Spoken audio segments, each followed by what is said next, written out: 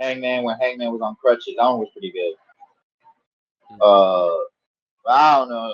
I mean, to me, it felt like it just didn't need. It just felt like they just put Hangman in there when it should have just been Swerve and Joe.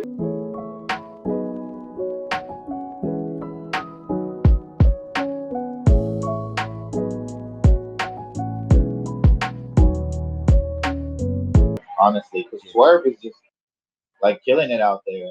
And like when he said that, like, are you gonna go back to the other company in a poncho? I thought that was kind of clean. I think it would have been okay if it wasn't two WWE references a week. You know what I'm saying? Like if like the thing that was so great about CM Punk in 2011 was like this is the first time we hearing all this shit. You know what I'm saying? Like it's like I don't know if you listen to hip hop, but like Eminem, like Yeah, hearing him say the F word now is just like really, dude. You know what I'm saying? Like so it's like the same thing with Swerve. It's like, really? Another WWE reference? Like, y'all just can't stop mentioning it. So it's just like it's too many WWE references. But like it's like I'm numb to it at this point. MJF beat that shit to the yeah. ground. Young Bucks beat that shit to the ground.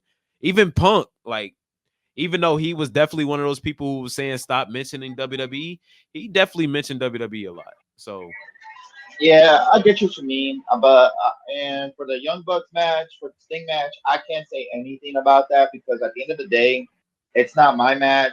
It's Sting's last match. That's his retirement match. He can do whatever he wants with it. Now, should he have won the titles and like won that match and then fucking like vacate the titles? I don't know. That's not my decision. That's Tony's booking. You can't really blame anybody in that whole Tony thing, but I mean, usually, like, to me, if you were gonna have the Young Bucks and Darby Allin in a Sting match and do that match, I would have probably had the Young Bucks win that match because at the end of the day, like the tradition for wrestlers, like if you retire or if you're leaving the territory, you're supposed to give one, put the next guy up or whatever that's coming up in the card, or like the next guy that's supposed to be getting heat. mm, And honestly, that probably would have gave the Bucks heat, in my opinion, they if you were going to use the Bucks. Now, I'm mhm. not saying that that's like like I would have chose the Bucks, but in this situation, the Bucks Sting wanted the Bucks and for the match, so you know But that's how I feel about that. the problem is the Young Bucks got the wrong type of heat. They got go away heat type shit. You know what I'm saying? So they have heat enough as it is. Now FTR, if they would have won, perfect, because it's in their home state. You're like it's not necessarily passing the torch because there was no torch for Sting and Darby, but it's like a respectable team who they would have gave them a great match, but it's not their type of match. I get it, but in hindsight, I understand because it's not their type of match. Like looking back, Sting wasn't doing, regular tag team matches for the most part. He was doing no disqualification and shit. But it's just the problem is nobody cares about the Young Bucks. Nobody does. I, I mean, I mean, yeah, I the, know the what you mean. I know that. Like, I know like the Bucks that have go away heat and all that stuff, and but at the end of the day, I mean, we can't.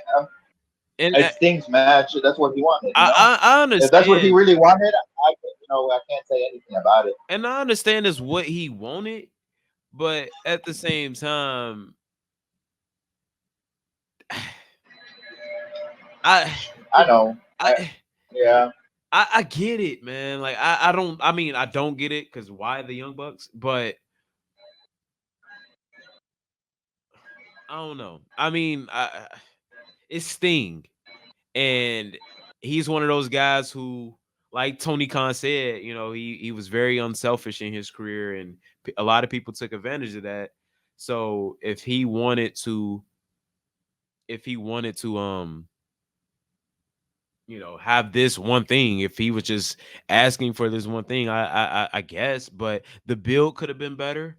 Um, Taking the title off Ricky Starks, just what the fuck has Ricky Starks done since? Has he been on television since he lost the championship? Not that I remember from the last collision I saw. I don't think he hasn't I, been on television since he lost the title. like people lose and they just disappear. And like Ricky Starks, I think if we doing a like a thanks Nero, I appreciate that, man. I'm not ignoring you. We just I'm trying to I don't want to be scatterbrained. I'm not ignoring anybody though. Um, but I think that should have been a match. But again, I could see if Sting really wanted it, and again, he's been unselfish, so I understand. I get it, but the build could have been way better. Um, Oh, for sure. I and think so. I mean, it's kind of hard to have a good build when you have the Bucks. I'm not saying that the Bucks are like horrible, but I'm saying like it's kind of the Bucks to me when it comes to like you know what's crazy? I don't even blame the Bucks, unless they the ones who put the title on Sting. I like this heel shit. I do. Like that was like the most. really. I love how they wore the suits and with the blood stains on. This is the most interested I've ever been in the Young Bucks. But when I like the whole VP thing, like yeah, the whole like I'm a VP heel thing. I think it's kind of cool. But then when they were, and I like how I don't know if they still do it now. Really, because I didn't really watch the match on Revolution, just saw clips of it. mhm, But like when they were first starting out their heel run as the VPs of the Bucks on Dynamite and Rampage, they changed their wrestling style. Like they were more grounded. Like they weren't doing high flying shit or any of that. They're just like trying to like actually do a hold and shit. It looked weird because they're kind of short. Like when they were wrestling the top flight, I was watching their match and I was like, oh shit, they're actually taking this shit seriously. I thought that was kind of cool. yeah. But I felt like maybe wearing the whole suit thing kind of threw it off and made it kind of cartoony, like hard to take them seriously. But I mean, yeah, I liked it for sure. They're definitely doing a good. I think they're doing a good job with it, with being like the whole BP thing. And that's what John Cena's doing. That's what not John Cena. The Rock is doing. Like when people have a perception, like we live in. I know this sounds cliche. I know this sounds corny, but when we live in a reality era, like we live in where people know your daily. We know who you are as a person outside of wrestling. Be yourself, or be yourself, and level that up times 10. Like, and that's what the Young Bucks are doing. That's what Hangman Adam Page is doing.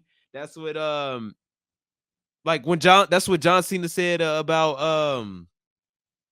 That's what John Cena said about Austin Theory. I don't believe in you. Be yourself.